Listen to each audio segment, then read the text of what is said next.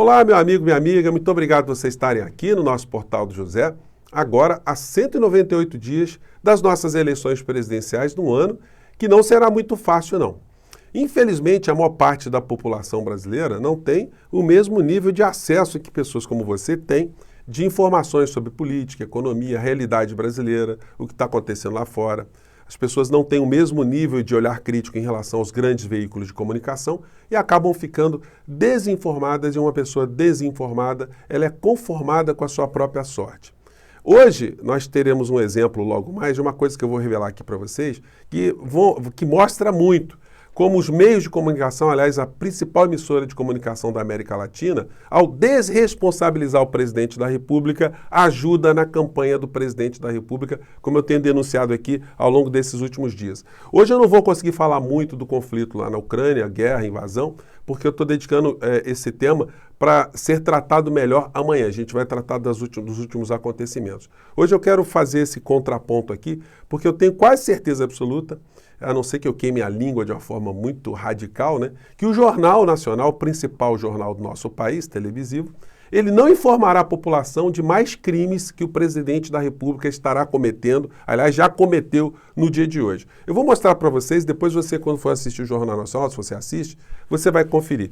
E não confunda a cobertura nas organizações Globo, dos seus telejornais, da Globo News e do jornal impresso. O jornal impresso atinge um público muito restrito, a Globo News atinge um público muito restrito, justamente as pessoas que já têm um nível de compreensão melhor da realidade.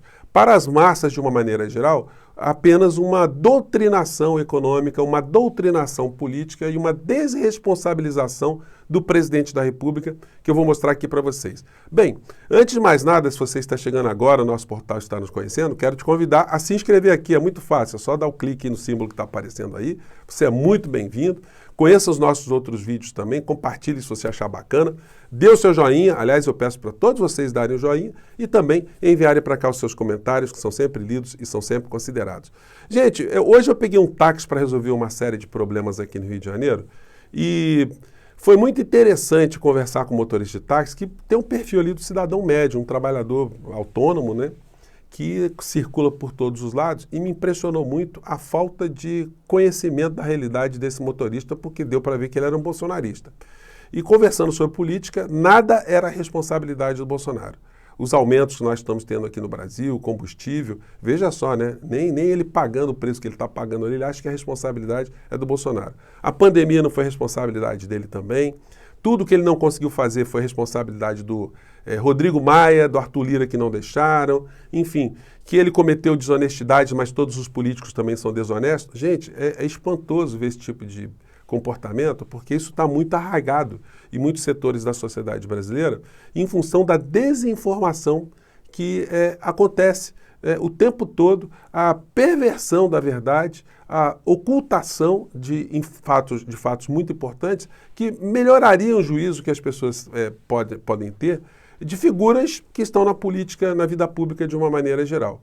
E ele disse que o Bolsonaro não é corrupto. Gente, quando a gente pega o editorial do jornal de hoje, é a maior notícia aqui de corrupção, mas não é dita dessa forma. O editorial do jornal, que atinge um público mais qualificado, diz que não há justificativa plausível para o orçamento secreto. Gente, o orçamento secreto já é uma aberração, né? Dinheiro público secreto. Tentativa de ocultar nome de beneficiados esbarra na lei e mancha imagem do Congresso. Então eles vão falando aqui de mais de 20 bilhões de reais do povo brasileiro, que são negociados de uma forma corrupta, e isso tudo é colocado no jornal, né, esmiuçado, né, apontada a responsabilidade direta do presidente da República, fazendo uma ligação entre esse crime de improbidade e o ato do presidente da República. Pois bem, e aí, no Jornal Nacional, a gente fazendo a cobertura, aliás, vou falar aqui para vocês, antes de entrar no Jornal Nacional, do que é que o Jornal Nacional não falará hoje, né? O presidente da República está numa agenda, ele comete crimes reiterados que não são mostrados, e quando não são mostrados, evidentemente, ninguém fica indignado com aquilo, né? Ele foi de Brasília hoje para o Acre, e a justificativa é cerimônia de regularização fundiária e de assentamentos. Precisa ir para uma cerimônia? Que cerimônia é essa? Na verdade, essa cerimônia foi montada para justificar o aparato todo indo para o Acre, para o que ele de fato foi fazer lá, que foi a inauguração do complexo Rede Boas Novas, é uma rede gospel, de um pastor chamado Silas Câmara, se não me falha a memória, eu vou mostrar agora para vocês, e depois ele foi no encontro estadual de pastores e líderes da fé, parará, tudo com dinheiro público.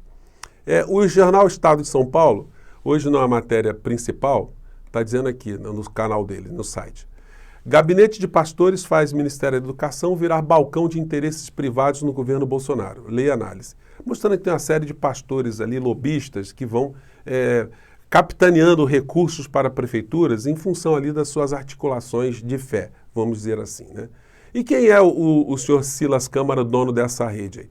O Silas Câmara é esse que está do lado do Silas Malafaia, está dando para vocês verem aqui, presidente ao meio, o Lorenzoni ali na outra ponta, e aí a gente vê, ele sempre é tiracolo com o presidente da República no nosso avião, no avião do povo brasileiro. O avião aqui que ele está dando joinha ali, né? Aqui está o Silas fazendo uma selfie de oração, uma coisa bizarra, né? Coisa assim, sem comentários, a selfie para o Senhor, né? Aqui ele reunido aqui também com o pastor Feliciano, aquele que gastou uma grana para deixar os dentes bem branquinhos, grana pública, o Paulo Guedes, né? E o Bolsonaro ali com outro pastor do lado dele. Quando você dá uma olhada aqui na vida do Silas Câmara, que o Bolsonaro foi dar uma força lá, né? Inaugurando a sua rede gospel, vocês vão ver que ele é um empresário e ele, como parlamentar, ele tem algumas situações que a gente pode dizer assim, controvertidas. Apropriação indébita de funcionários fantasmas, ou seja, rachadinha, né? Falsificação de documentos, tudo isso junto ao Supremo Tribunal Federal. Relato aqui, prontuário é grande. Empresa de assessores fazendo triangulação com verba pública, corrupção passiva e irregularidade nas Boas Novas, a empresa dele. E até envolvimento em crimes envolvendo ataque de hacker.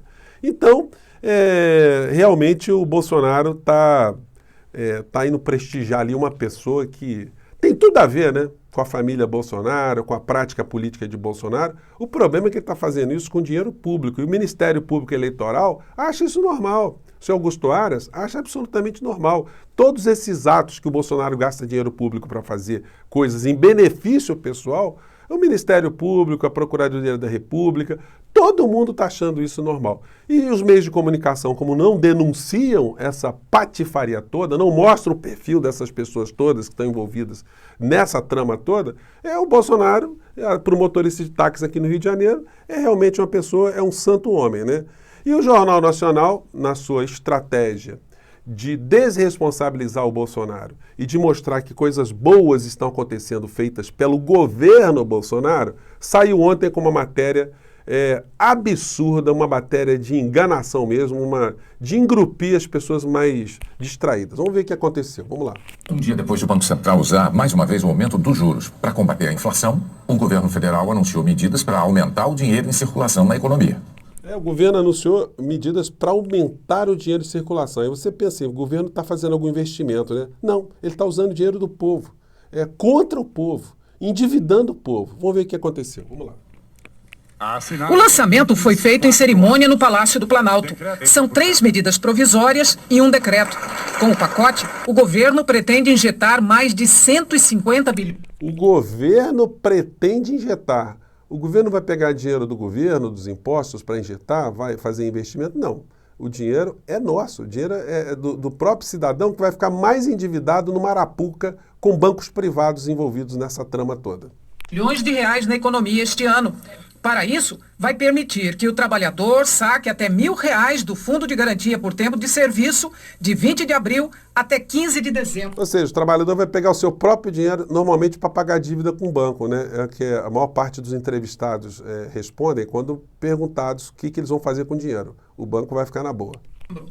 Vai ampliar a margem de empréstimo consignado de 35% para 40% do valor. Gente, isso é uma infâmia. Isso aí é pegar o dinheiro do aposentado, que já está encalacrado com o banco, e vai permitir que ele pegue mais dinheiro ainda para ser mais descontado com as novas taxas de juros que estão na estratosfera.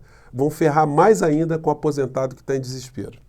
valor do benefício de aposentados e pensionistas. E quem recebe o BPC, benefício de prestação continuada, ou Auxílio Brasil, também vai ter acesso a esse crédito. Gente, outra infâmia, o cara que recebe um Auxílio Brasil, que já é uma miséria, ele vai poder pegar a grana emprestado e a grana que ele recebe do auxílio ser descontada com taxas de juros de mercado, né? Ou seja, lá em cima. Crédito. O governo vai antecipar ainda o pagamento do 13º salário de aposentados e pensionistas do INSS. Serão 2 parcelas pagas junto com o benefício mensal. A primeira, de 25 de abril a 6 de maio, e a segunda, de 25 de maio a 7 de junho.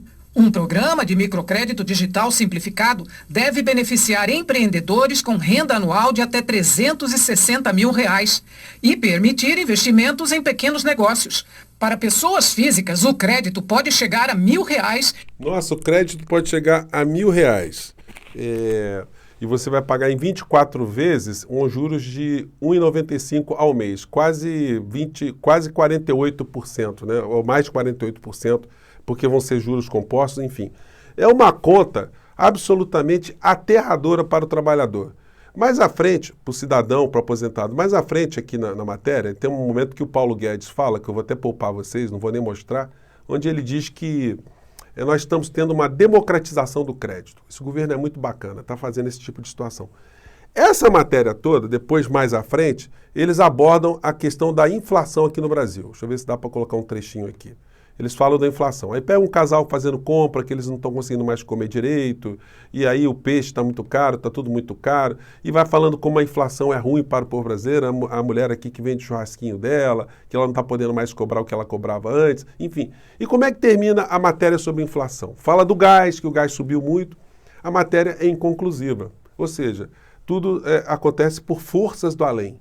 O ministro da Economia não dá uma palavra, não é chamado para ser entrevistado para explicar isso. O presidente da República, muito menos. E, na realidade, a gente vai vendo isso aqui. O dinheiro, no final da história, não é dinheiro do próprio governo, embora eles coloquem assim, governo lança pacote econômico de 150 bi. É dinheiro do povo brasileiro. E, no nosso dia a dia, a gente vai vendo isso aqui, ó. Notícia para você que tem gás encanado na sua casa, ou na sua empresa, você que tem um restaurante. Meu amigo, prepare-se.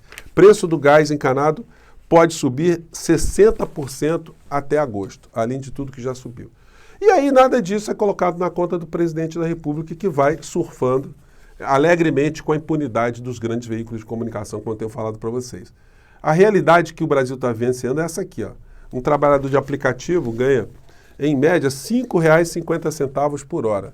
Isso dá para ele, numa jornada de 40 horas de trabalho, menos do que um salário mínimo, sem direito a nenhum tipo de apoio, sem nenhum tipo de seguro, sem nenhum tipo de previdência, nenhum tipo de garantia dessa atividade de subtrabalho que ele está realizando. Isso tudo não é levado para o debate, e na medida que isso não é levado para o debate, você vai pegar um motorista de táxi, ele vai achar que o Bolsonaro não tem responsabilidade de nada, e logo mais à noite o Jornal Nacional não vai mostrar que o presidente está circulando para cima e para baixo, fazendo férias piratas com dinheiro público, gastando dinheiro público para cima e para baixo, para beneficiar os seus parceiros, pastores, os seus grupos religiosos, que na verdade, na sua grande maioria, esses que estão atrelados a Bolsonaro, são empresas privadas travestidas como religiões, para cada vez mais ter benefício eleitoral nesse ano de 2022.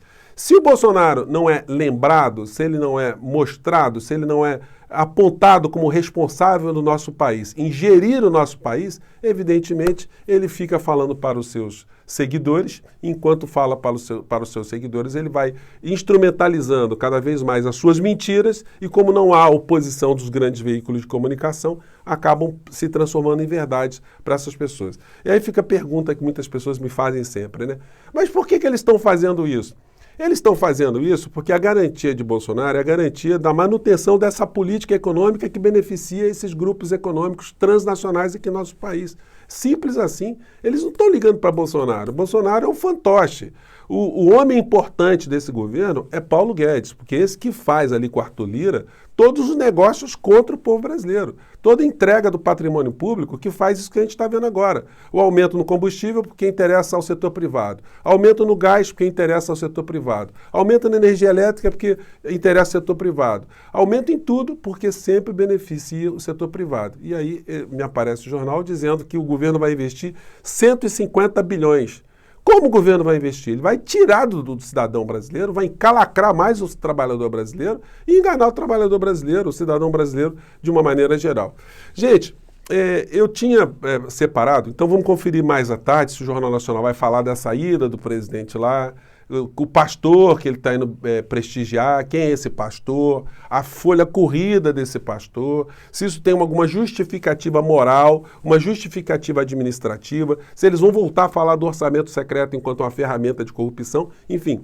Se nada disso acontecer, podem ficar certos que nós estamos aí diante de um cabo eleitoral poderosíssimo, que é a maior empresa de comunicação da América Latina.